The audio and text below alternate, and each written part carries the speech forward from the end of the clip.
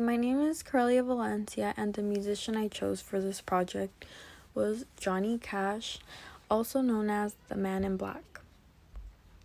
Where was Johnny Cash born? Johnny Cash was born on February 26, 1932, in Kingsland, Arkansas, which is a pretty small town.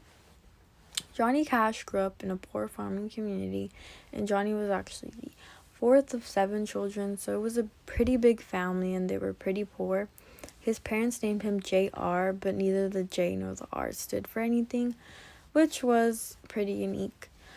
Johnny Cash's childhood home, as you can see here on the right, and a childhood picture of him as a child. So in his childhood years, something that really impacted him was the death of his brother Jack.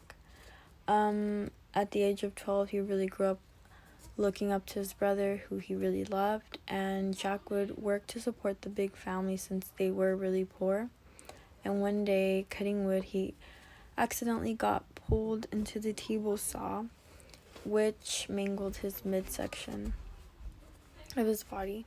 Unfortunately, he did not make it during the week of the accident, and this death really impacted Cash because he was this boy who was full of jokes and laughs, and he became more introspective and he began being more alone often, and he began actually writing stories and sketches. Also, according to his sister Joanne, on the day of Jack's funeral, Cash actually went to the gravesite early and he picked up a shovel and he actually began to help the workers dig Jack's grave. And at the service, his clothes were dirty from the effort and he wore no shoes since his foot was swollen from stepping on a nail. Another interesting fact that I learned was Cash's devotion to his brother Jack remained a constant throughout his life, and instead of saying the famous Christian phrase, what would Jesus do, he would actually say to himself, what would Jack do when he faced something difficult? Cash's rise to fame. Cash spent $5 he'd purchased in Germany buying a guitar, and he became the frontman for the group of a couple of mechanics known as Marshall Grant and Luther Perkins, who worked with Cash's older brother Roy. On the right, you could actually see when they started getting more famous and doing gigs. They were known as Johnny Cash and the Tennessee Two. He then signed with Sun Records, and Hey Porter was released in May 1955, which was a huge hit, and the song Cry, Cry, Cry. By 1958, Johnny was finally beginning to attract some serious attention as a performer. This prompted the family to up sticks and head out to California. Marriage and addiction. So in the late 1960s, Cash was suffering from addiction to pills and actually alcohol. While his first marriage with Vivian Liberto failed, he actually had 4 daughters with her as well.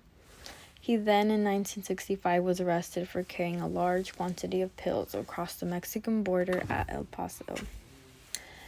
But then, later on throughout the years, with the help of June Carter, with whom he recorded several hits, he married on March 1st, 1968, and Cash was able to overcome his addiction and become closer to God. And on the right, you could see here Vivian and June. What is Johnny well known for? He not only became an inspiration to many, but he established an international profile as an ambassador of American roots music. He overcame a lot of personal demons to reach superstar status in the 1960s, and he continued to his own path musically into the 21st century. Is Johnny Cash important in the development of American popular music history? Not only did he become the youngest living person to be elected in the Country Music Hall of Fame in the year of 1980, but a lot of people actually connected to his songs, which was very special to him. His music was noted for its stripped-down sound, and he focused a lot on the working poor and social and political issues, which is very important because not a lot of musicians did. He also helped liberalize Nashville. Mr. Ken Zile wrote so that it would accept the unconventional and controversial, and he did as much as possible to make the outlaw phenomenon possible. You Are My Sunshine. You Are My Sunshine is about unrequited love, in other words, a morose tale of heartbreak. This song tends to be in a lot of movies, which I've heard, and it's very known, especially horror movies. I also tend to hear a lot of like instrumental versions of it, which also is used in like lullabies and stuff. This song is important in American popular history because this song was popularized by Jimmy Davis and Charles Mitchell in 1939, and it has been declared one of the state's songs of Louisiana because its association with Davis, a country music singer and governor of the state of Louisiana. The song is definitely a melody because I've heard like the instrumental version loads of time. This song does not have much rhythm since it's very slow and the singer is singing with sad emotion. The tempo stays steadily slow and the song genre is country. It's playing. The next song is The Man in Black, and the song is very interesting because he explains his bold fashion choice, which is he's always wearing black, was a way of drawing attention to those and other issues.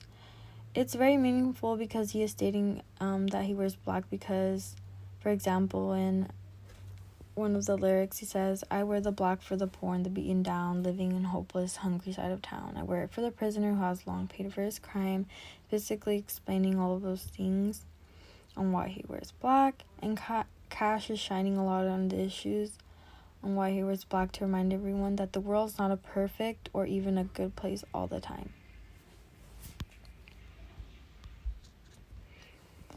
The texture appears to be homophonic, considering his singing and playing the guitar. The rhythm starts out slow and slowly builds up fast. Cash's voice also has a lot of emotion throughout the song and puzzles together greatly with the instruments, and the genre is rock. At Prisoners of Folsom by Johnny Cash this song has a fast tempo, which is why it is considered rock. And the instruments in the background stand out a lot compared to his other songs, which are usually slow. And the verses continue into the next in a strophic form, and the genre of the song is country and blues. Instead of the oldie-timey sound, he gave it an updated, electrified edge. This song actually has a lot of historical significance because he had wrote this song after watching the crime drama Inside the Walls of Folsom Prison. And he started performing at prisons and became increasingly outspoken about the need to reform. He was troubled by the idea that young first-time offenders were thrown in with hardened criminals. Audiences connect with this song particularly because it tells a human truth. Although some people aren't technically or really a prisoner, they do feel trapped, whether that's physically or mentally, and long for release from it. What kind of legacy did Johnny leave behind? Cash really extended the range of country music and helped expand its audience through his exploration of many themes and types of songs. Cash made mainstream society aware of the need for prison reform, and he wrote songs such as what I mentioned, Prisoners of Folsom, and he really shined light on prisoners who would serve time for small things, and during their time in prison, they would change into a better person. He also said there was nobody at his level of prominence who was doing the same thing. And during that time, I don't think many artists would actually write songs or shine light on issues such as that. And I feel like now times have changed and more musicians have actually started